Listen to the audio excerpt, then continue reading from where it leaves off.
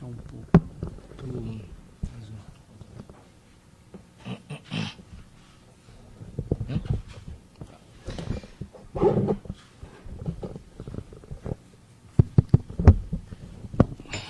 Bom, boa tarde a todos. Eu agradeço o convite, muito simpático, do Zé Vicente, do Ileia. É um prazer estar aqui, um prazer compartilhar essa mesa com os colegas e com todos que estão aqui participando.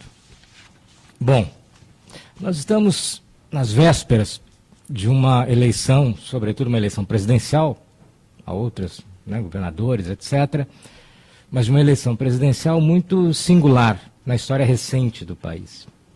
Se nós olharmos as pesquisas de intenção de voto até publicadas, divulgadas, algumas não, né, divulgadas, enfim, por razões da legislação eleitoral, elas nos apresentam um cenário peculiar, né? O candidato mais bem posicionado nas intenções de voto está preso e não será candidato. O segundo colocado é um candidato que tem apreço, né, pelo passado autoritário do país. E a terceira colocada, nos últimos 8 anos, eu acredito que não tenha conseguido reunir mais do que 5 congressistas ao seu lado. Esse é um cenário que, por si só, né, projeta, né, turbulências e o prosseguimento, né, a permanência de uma crise política que já vem há 3 ou 4 anos no país. Quais são as razões? Eu acho que antes para nós entendermos como chegamos aonde estamos, é fundamental tentar chamar atenção, identificar, localizar quais são os elementos da crise que está produzindo esse cenário. De antemão, eu procuro deixar claro qual a minha perspectiva analítica para uma questão desta natureza. Há uma frase que eu gosto muito, que eu não me canso de repeti-la, que eu acho que ela ilustra muito, de forma muito adequada, os desafios da política, que é uma frase de um dos founding fathers, um dos pais fundadores da Constituição americana, o James Madison. O Madison dizia, num certo momento, que se os indivíduos fossem anjos, não seriam necessárias instituições. O que isso significa? Que nós precisamos de instituições. Né? Tem uma segunda parte da frase dele que é igualmente, mas aqui não é tão relevante para a nossa discussão. Se os indivíduos fossem anjos, nós não precisaríamos de instituições como, por exemplo, democracias. Nós precisamos de democracia justamente porque os indivíduos, os agentes políticos, os partidos, não são anjos. São movidos por interesses, por estratégias. Né? E aqui não cabe uma visão moral, né, acerca desta questão. Uma outra forma de perceber esse argumento talvez possa nos ser oferecida através de uma pergunta. Se os senhores fossem colocados diante de responder, de posicionar-se perante a seguinte questão, prefeririam ser cidadãos, né, de um Estado, de um governo, dirigido por Michel Temer ou por Donald Trump? E, frente a essa pergunta, não houvesse a possibilidade de evasão. Tem que escolher, obrigatoriamente, um ou outro. Qual seriam as suas escolhas? Quais seriam as suas escolhas? A minha está muito clara. A minha é evidente. Donald Trump. Misógino, racista, conservador, escroto. Por que eu escolheria Donald Trump? Porque, a despeito de todas essas características, misógino, racista, conservador, proto-autoritário, etc., ele governa enquadrado em instituições muito sólidas, há margens muito claras do que ele pode ou não fazer. Instituições o controlam, o limitam, sua margem de ação. Então, dessa perspectiva, a grande pergunta que nós talvez tenhamos de nos fazer é: quem são os culpados? Ou não é, quem são os culpados? Dependendo da nossa perspectiva, nós vamos dizer que são os coxinhas, os petralhas, a mídia, o judiciário. Mais do que isso, a grande questão é onde as instituições falharam. Na verdade, por exemplo, na história política do país, há um adágio, que é aquele da UDN, que eu gosto muito, eu acho que ela traduz muito de estratégias de uma parte da elite política brasileira, né? Aquela frase do Carlos Lacerda: se o Vargas for candidato, Vargas não pode ser candidato, se for candidato não pode assumir, ganhar, se ganhar não pode assumir, se assumir não pode governar, se governar não pode, tem que ser derrubado. Ela revela o ânimo, o estado de ânimo de uma parte da elite política brasileira dos anos 50 aos anos 2000 e presente. Mas isso nos permite entender a dinâmica? Não. O problema não é isto. Tomando de emprestado sempre a afirmação do Madison. Isto é trivial na política.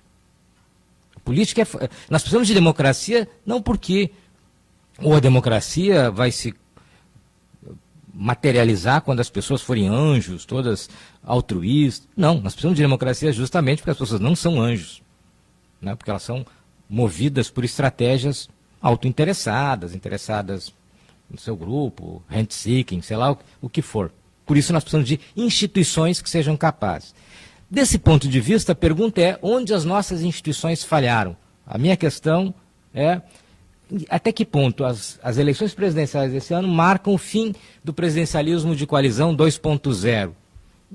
O 1.0 foi o da Constituição de 46.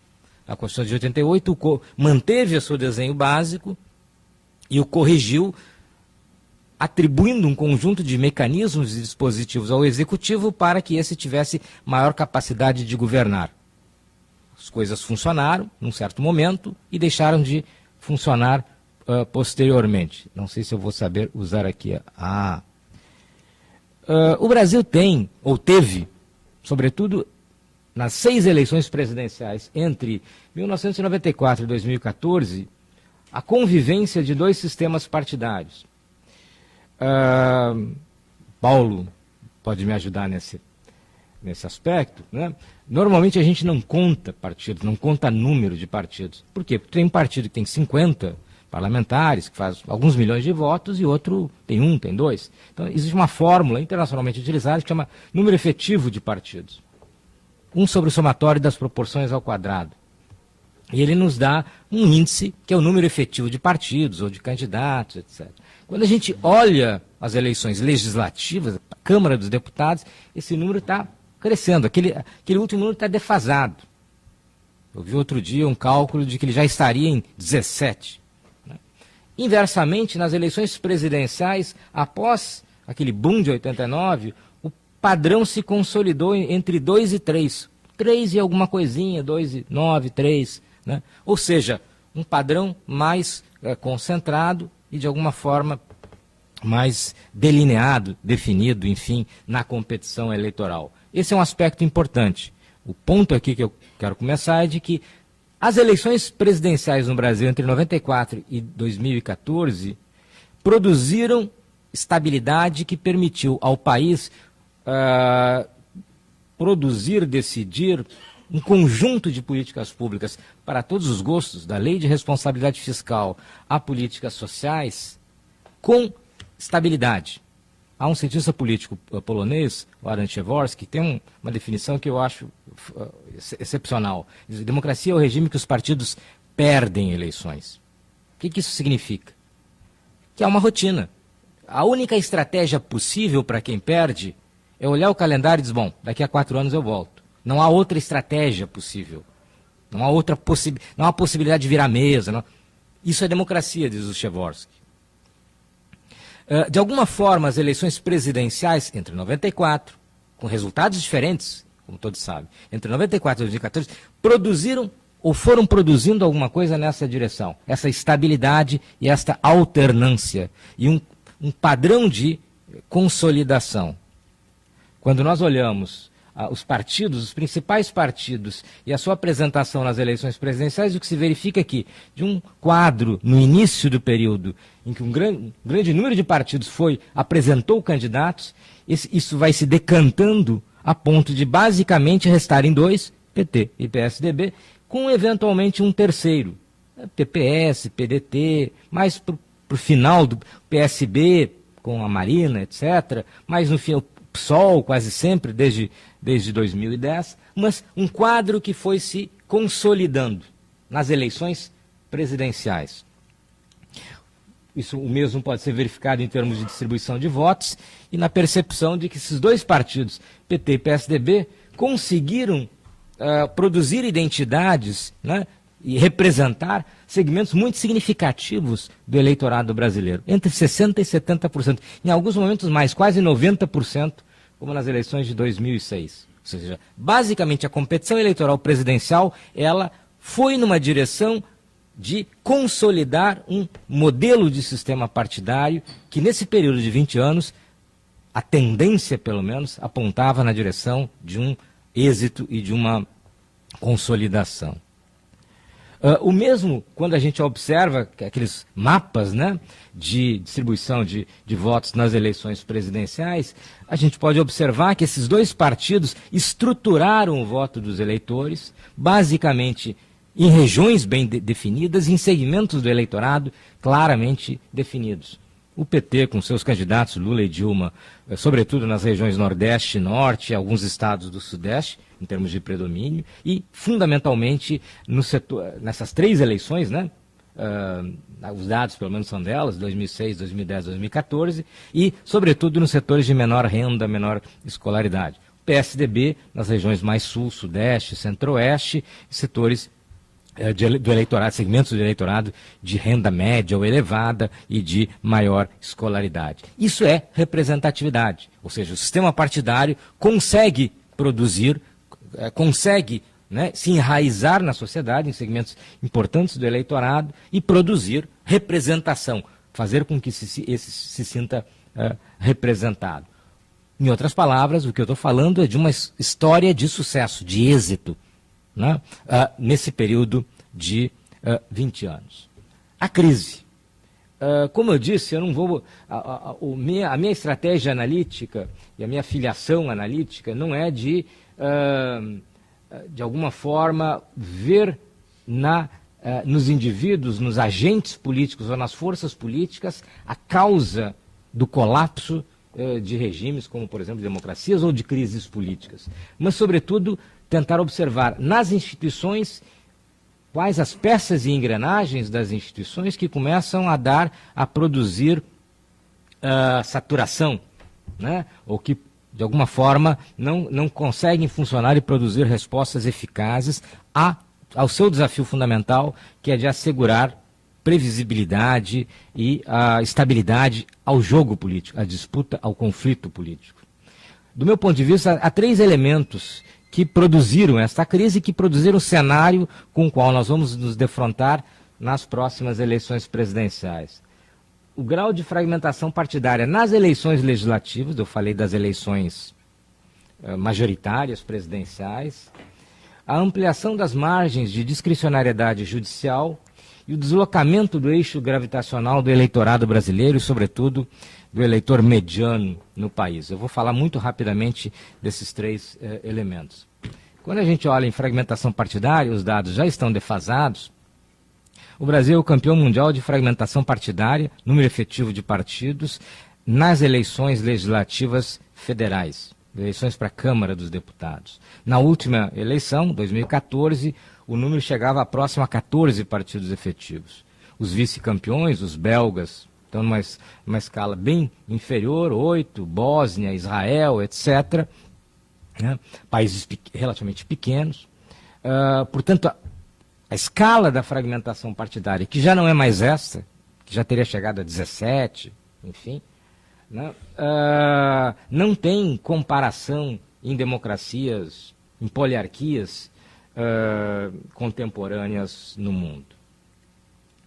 A mesma informação, um comparativo com outros casos. O efeito disso pode ser observado num fenômeno como este.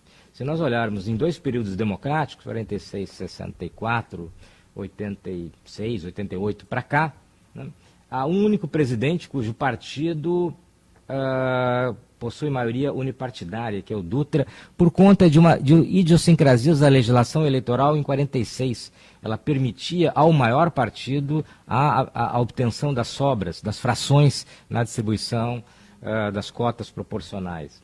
Em todas as demais, a discrepância entre a barra azul e a barra vermelha é a distância entre o tamanho da coalizão presidencial e o tamanho do partido, né, do respectivo presidente. Essa distância nos dá uma medida do custo de transação ao presidente para governar, do custo de construir uma coalizão e governar.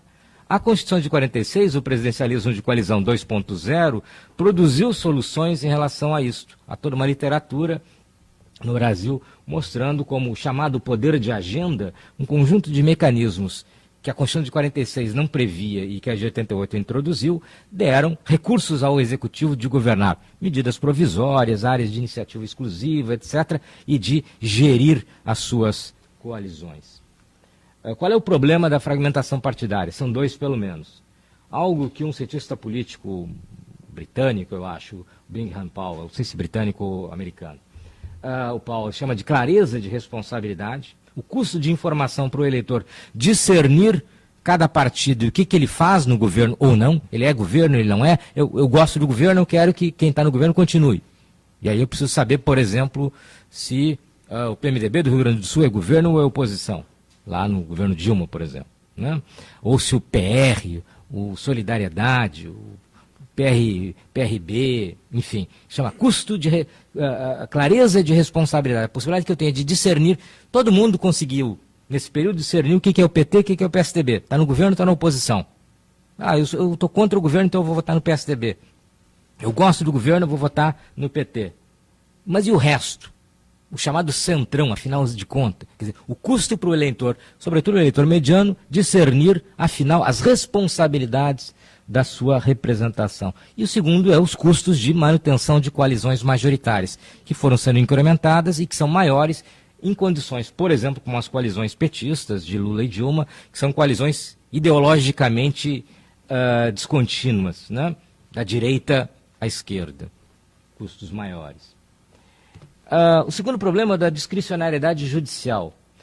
Um dos principais cientistas políticos latino-americanos, infelizmente falecido, Guillermo O'Donnell, um argentino, chamou atenção para o fato de que as nossas poliarquias modernas, nossas democracias modernas, foram resultado de três grandes tradições.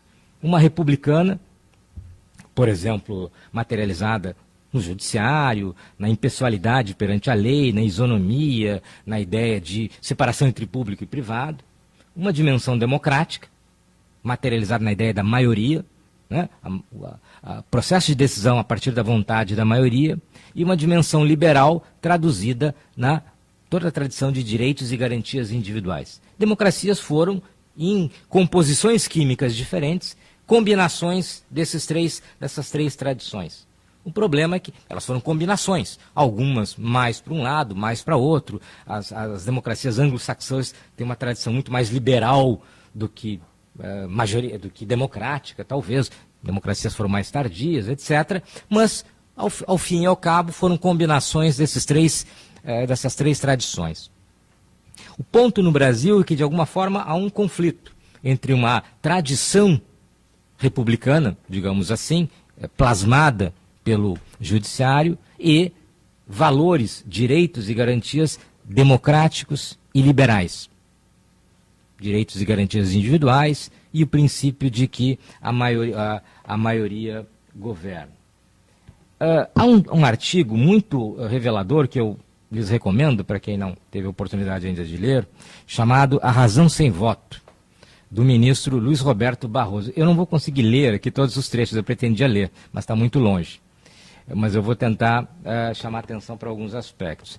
O ministro Barroso, do Supremo Tribunal Federal, nesse seu artigo, A Razão Sem Voto, ele começa argumentando, eu pincei alguns trechos, de que, por exemplo, é preciso fazer uma interpretação moral da Constituição, de que é preciso alargar as margens de discricionariedade judicial na interpretação e mesmo na criação da lei. Porque, ao final, o judiciário, que pode representar a sociedade melhor do que os outros poderes. Aliás, o ministro Barroso ainda diz que a separação de poderes é uma ideia do século XIX e que hoje o judiciário representa isso está ali inclusive, é literal, vanguarda iluminista da nação. É mais do que há uma longa literatura sobre judicialização da política, ativismo judicial. Discricionariedade judicial, de alguma forma, é mais do que isso. Ou seja, mais do que o judiciário agindo reativamente a demandas da sociedade num contexto de paralisia do legislativo ou do executivo.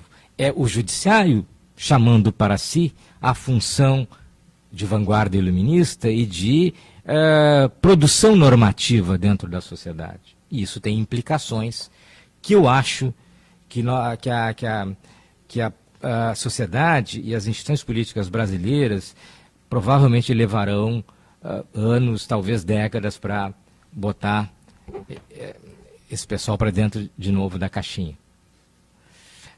Ou seja, essa é uma questão, né, colocada.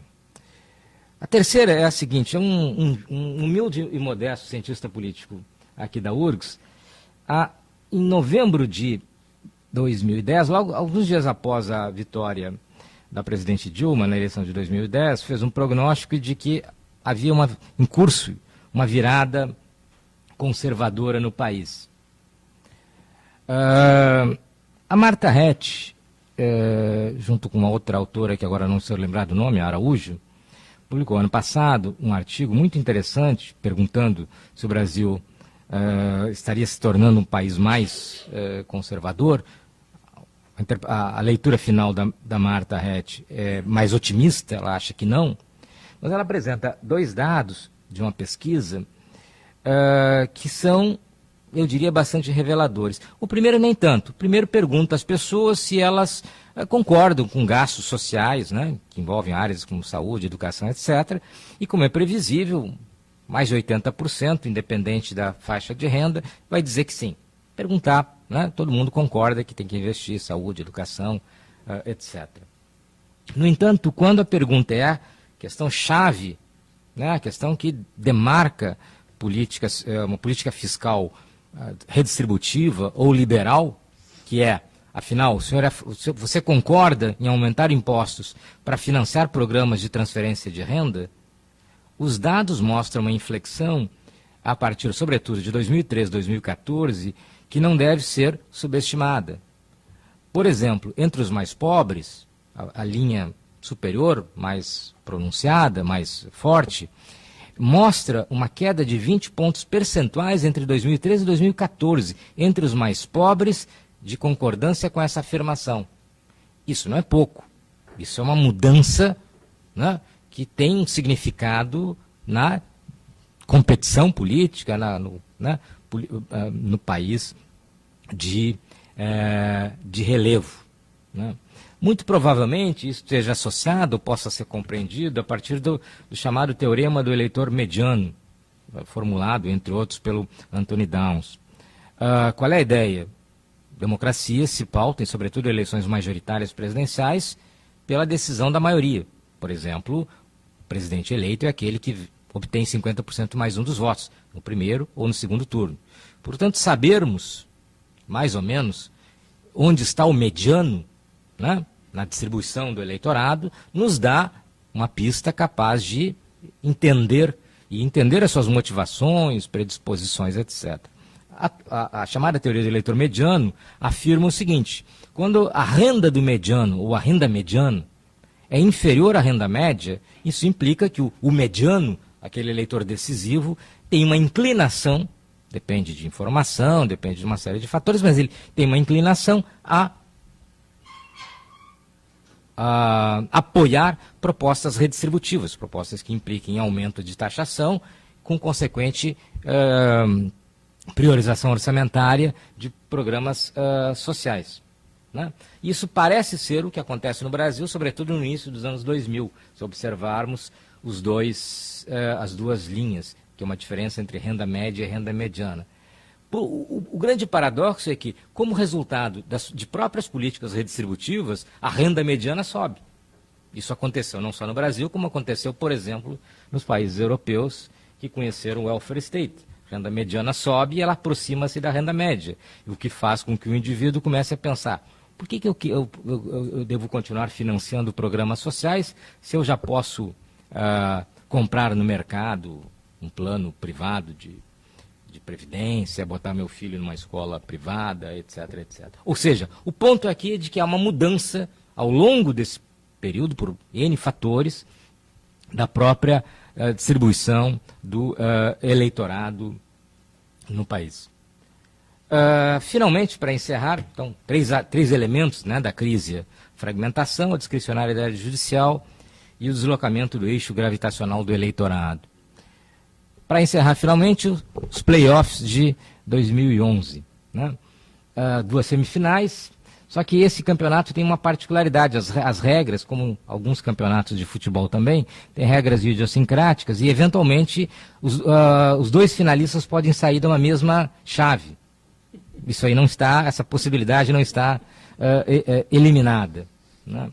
Quais são as grandes questões? Em que medida Alckmin vai conseguir, de alguma forma, reverter o crescimento de Bolsonaro e atrair uma parte desse eleitorado hiperconservador do Bolsonaro? Mas, sobretudo, acho que a grande interrogação desse cenário pré-eleitoral, né, é o efeito da eventual transferência de votos Lula-Haddad. Acho que essa me parece a grande interrogação.